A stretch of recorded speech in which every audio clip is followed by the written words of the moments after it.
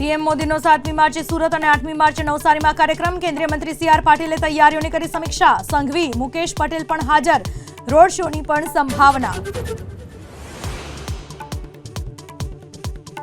પીએમએ બાગેશ્વર ધામ પહોંચી બાલાજીના દર્શન કર્યા. ધીરેન્દ્ર શાસ્ત્રી હાજર.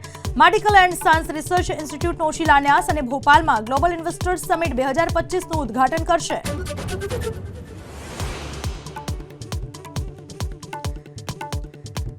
દિલ્હી વિધાનસભા સત્ર પહેલા મોટી હલચલ. મુખ્યમંત્રી રેખા ગુપ્તા અને પ્રદેશ અધ્યક્ષની ધારાસભ્યો સાથે બેઠક. આમ આદમી પાર્ટીએ પણ ઘડી રણનીતિ.